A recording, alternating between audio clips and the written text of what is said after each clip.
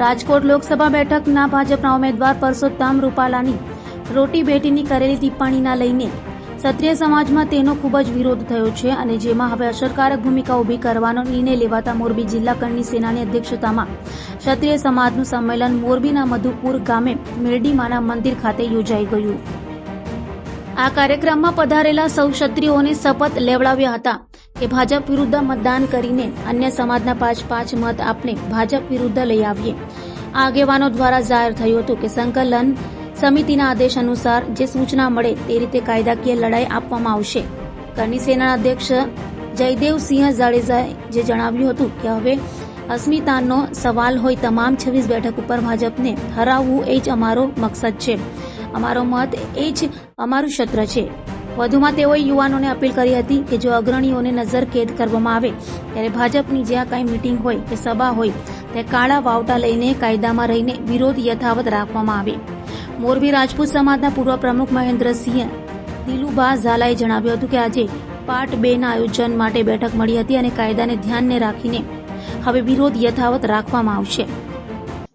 અમારી હવે તો બીજી કોઈ માંગણી ન હોય, કારણ કે અત્યાર સુધી તો અમે એક માંગણી કરી હતી કે ભાઈ પરસોત્તમ રૂપાલાની ટિકિટ રદ કરો, જે સરકારે સ્વીકારી નહીં। એક વ્યક્તિ માટે ભાજપ સરકાર એક આખા પક્ષને અલગ કરે છે, એક આખા સમાજને બાકાત કરે છે। અમારી માંગણી સ્વીકારવામાં આવી નથી, પરસોત્તમ રૂપાલાની ટિકિટ રદ કરવામાં આવેલ નથી। અમારી અત્યારે એક જ લડત છે કે 26 બેઠક ઉપર અમે ભાજપને હરાવીએ અને રાજકોટની અંદર તો ખાસ કે પરસોત્તમ રૂપાલાને હરાવીએ, આ જ અમારો મકસદ છે। અત્યારે આગામી રીતના કઈ રીતે લડત આપવામાં આવશે? આગામી રણનીતિમાં તો અમારે એક જ છે કે ભાઈ અમારો મત એ જ અમારું શસ્ત્ર છે।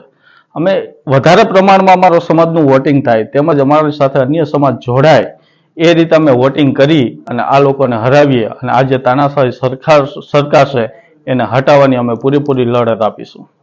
ખાસ કરીને મોરબી જિલ્લામાં પરસોત્તમ રૂપાલા સહિતના જે ભાજપના આગેવાનો કે નેતા હોય છે એની સભા રેલીઓ થતી હોય છે, એમાં કઈ રીતે વિરોધ કરવામાં આવશે? આપણા દેશની અંદર કાયદાકીય રીતે તો આપણે વિરોધ કરી શકીએ છીએ, એની અંદર પણ આ પ્રશાસન એવું કરી રહી છે કે અમને નજરકેદ રાખવામાં આવે, અમારી ધરપકડ કરીને બેસાડી દેવામાં આવે। અમે કંઈ કરીએ પહેલા તો આ લોકો પોલીસ તંત્રનો આટલો સહારો લે છે આ સરકાર, પરંતુ આ સ્વયંભૂ લડાઈ છે, કોઈ મારી કે કોઈ બીજા અન્ય વ્યક્તિની નથી। એક ક્ષત્રિય સમાજ જાગી ગયેલો છે, જાગૃત સમાજ છે અને આ સ્વયંભૂ લડાઈની અંદર જ્યારે પણ સભા થશે, પછી મોરબી હોય કે રાજકોટ હોય કે ગુજરાતમાં ક્યાંય પણ ભાજપની સભા થશે ત્યાં વિરોધ થવાનો જ છે। અને તમારા દ્વારા એક ચેતવણી પણ આપવામાં આવી છે કે જો આટલા પ્રયાસો બાદ પણ રૂપાલા જીતી જાય તો પ્રથમ ઘા તમારો હશે, તે શું વાત છે?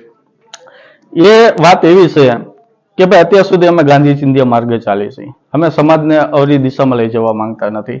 કાયદાકીય લડત અમે લોકો આપી રહ્યા છીએ સરકાર સામે અને જે કાયદાકીય દ્રષ્ટિમાં થતું હોય તે અમે આમ કરીશું, પરંતુ કોઈ રીતે જો આ જીતી જશે અને ખોટી રીતે, એટલે કે બધા લોકો જાણો છો, આપ બધા જાણો છો કે ઈવીએમમાં સેટિંગ હોય છે આ લોકોનું, અને આવી રીતે કોઈ ધોખાગીરીથી કરી લેશે તો મારે અત્યારે આપની સમક્ષ કહેવાની જરૂર નથી, પણ હા હજી એટલું જરૂર કહીશ કે રૂપાલાની સાથે જે કાંઈ થશે તે સર્વપ્રથમ કરવા વાળો હું વ્યક્તિ હશું।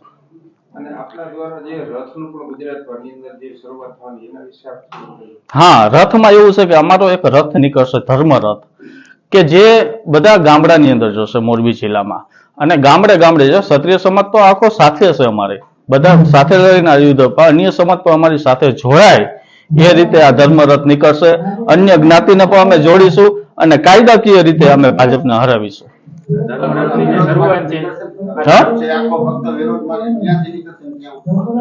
એ અમારો રથ આખા ગુજરાતમાં ફરવાનો છે, એટલે અમે એની સનારા શક્તિમાના મંદિરેથી શરૂઆત કરશી અને ટંકારા અને વાંકાનેરના જે આપણા મોરબીના ઓલામાં જે પરસોત્તમ રૂપાલાના વિસ્તારના જે ગામડાઓ છે એ બધા ગામડાઓની અંદર અમે રથ ફેરવીશું।